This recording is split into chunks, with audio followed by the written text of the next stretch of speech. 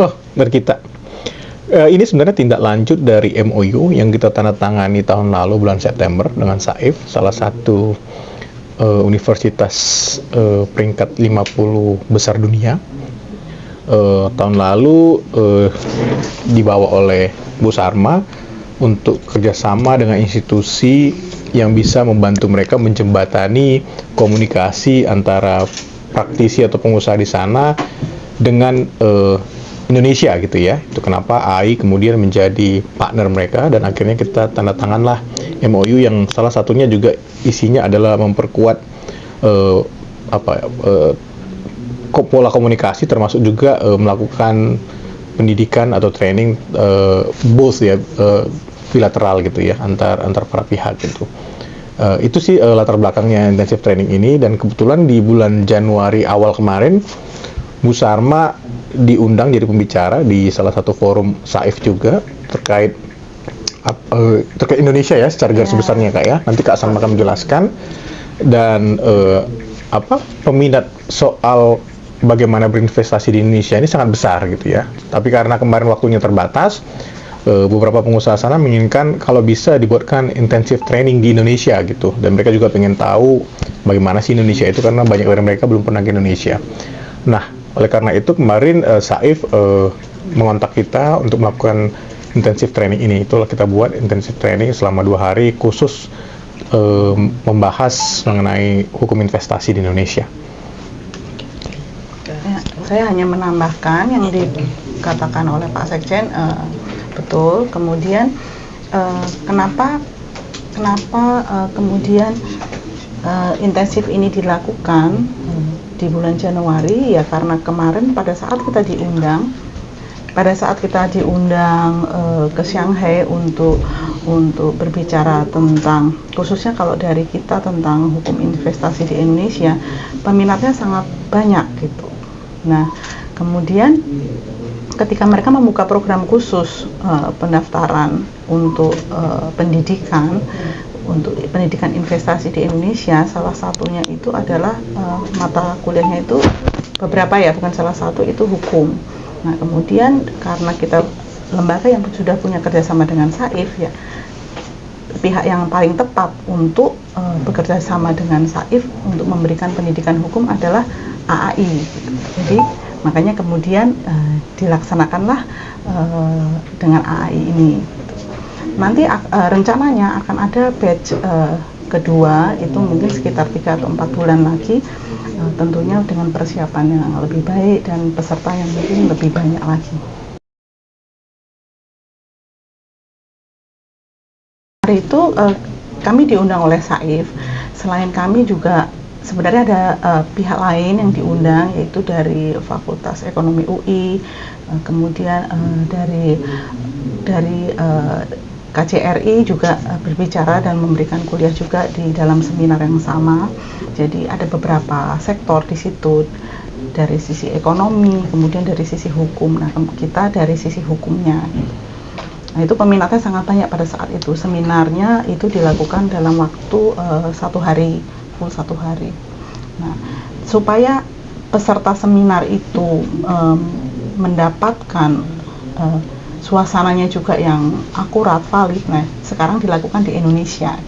Kemarin kan dilakukan di Shanghai. Jadi para student dari SAIF yang kebanyakan ini bukan student S1, tetapi master dan juga program khusus eksekutif, yang mana mereka itu kebanyakan adalah bekerja di perusahaan-perusahaan yang sudah invest di Indonesia atau yang berminat akan invest di Indonesia. Nah, makanya sangat relevan pendidikan ini.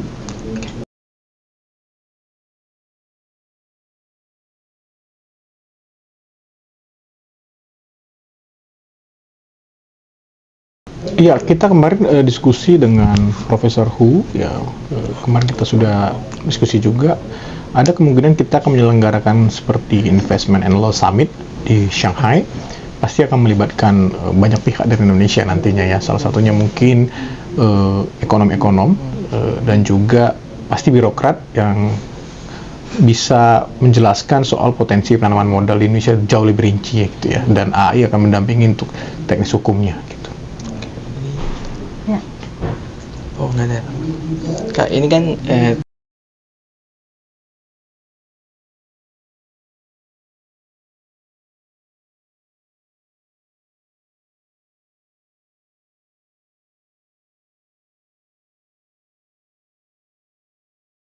Tentu setelah kita berbicara soal potensi ekonomi Indonesia, bagaimana mereka bisa masuk dan berinvestasi di Indonesia, tentu mereka mempertanyakan atau bertanya soal bagaimana struktur hukum di Indonesia.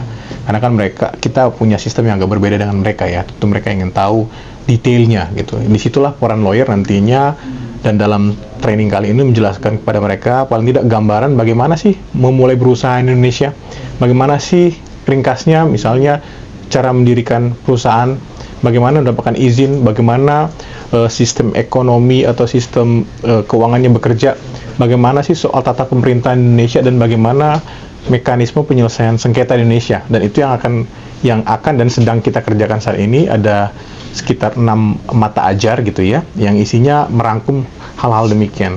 Makanya baru bisa selesai dalam waktu 2 hari. Ya, selain yang disebutkan Pak Sekjen tadi, di mana relevansinya lawyer di dalam investasi ini, gitu ya. Selain untuk pendirian perusahaan dan perizinan, tidak jarang juga perusahaan di Cina itu mengambil atau mengakuisisi perusahaan yang sudah ada. Nah, ketika mau mengakuisisi, biasanya kan dilakukan legal audit. Nah, di mana tempat yang menemukan lawyer yang tepat untuk bisa memulai ya di AI ini gitu.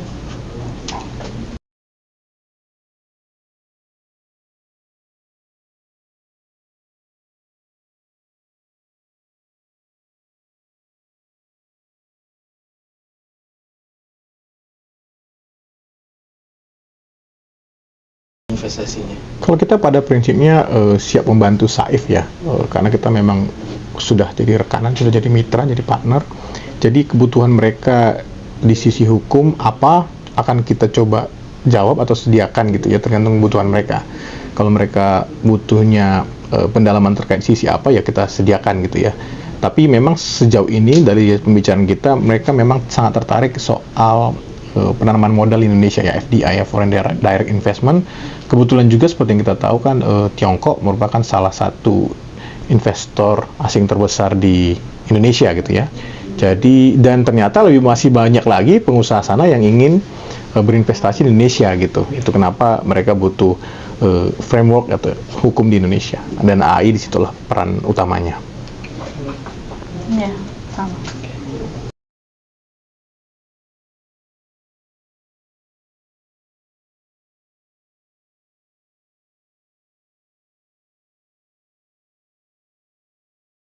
Tentu karena kita adalah organisasi advokat, kita akan menjelaskan struktur normatifnya dulu ya.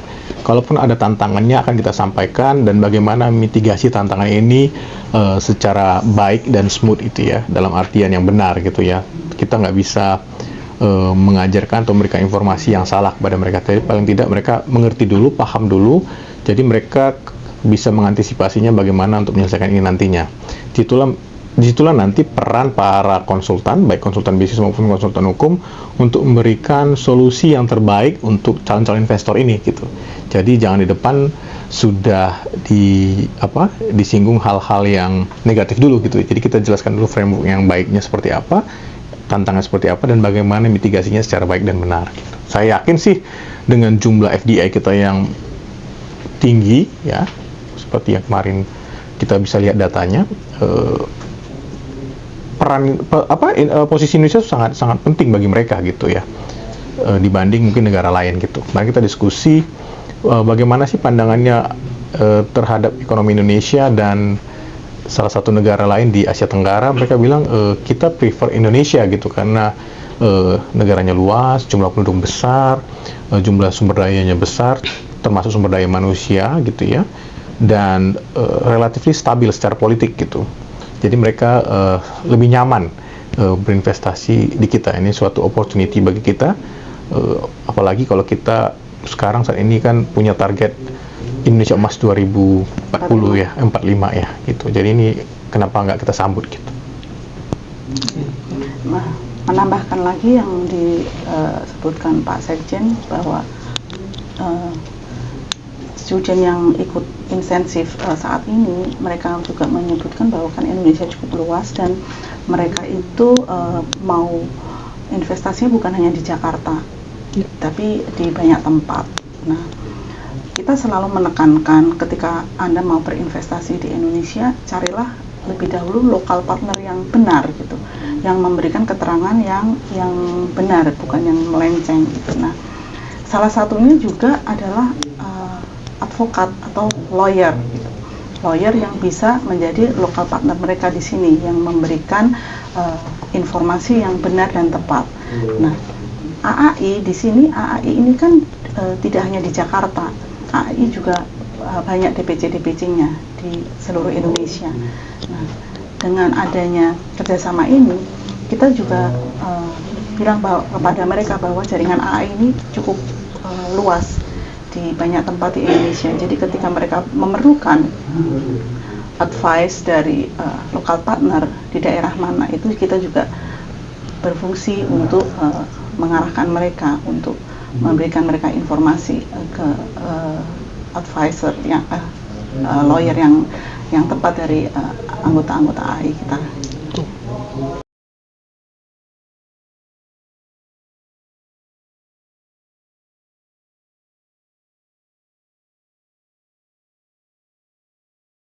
Ya, itu juga salah satu pertanyaan dari mereka. Mereka tahu bahwa kita sedang akan memasuki fase pemilihan presiden. Tadi dalam sesi otonomi daerah, mereka bertanya bagaimana soal kelangsungan aturan gitu ya.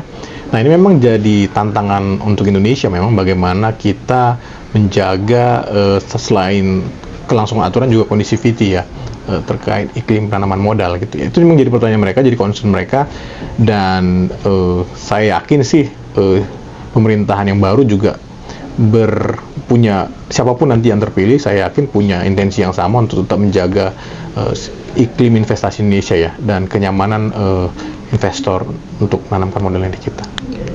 Ya, setuju. Ada apa ya?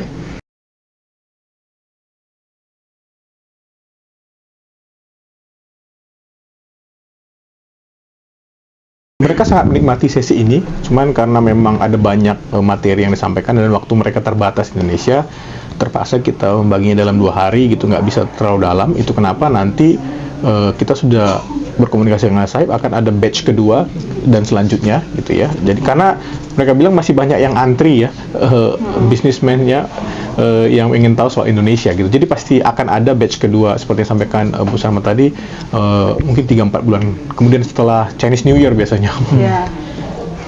Pasti. Bahkan pada saat pendidikan ini berlangsung, dari orang-orang Saif ini bilang mereka mendapatkan respon dari Shanghai bahwa yang mendaftar dan ikut ingin segera ada batch kedua itu tetap ada. Dan karena ini waktunya kemarin sangat singkat, jadi yang datang ya hanya yang ada di ruangan itu, karena memang dibatasin, karena untuk mengarrange segala sesuatunya itu sangat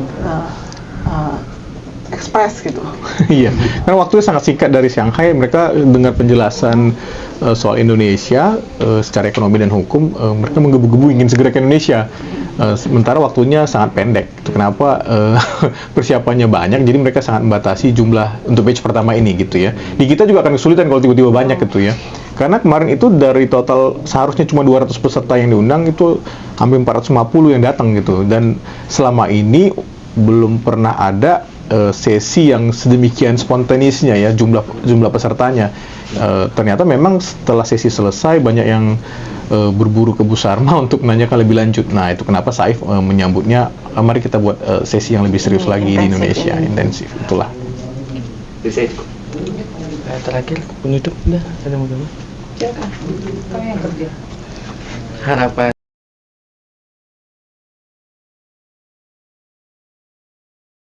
Tentu kita berharap kerjasama ini bisa bertahan panjang gitu ya, karena membawa manfaat bagi kedua belah pihak, tidak hanya secara ekonomi seharusnya, karena dengan adanya komunikasi ini kita saling kenal juga antar orangnya gitu ya, antar orang secara lebih utuh, kita kenal baik antar negara gitu, jadi menjaga relasi juga ya. Kalau kenal orangnya kan maka kita akan lebih enak komunikasinya untuk apapun kegiatannya, entah pertukaran budaya, pertukaran informasi apapun yang bermanfaat bagi kedua belah pihak gitu sih.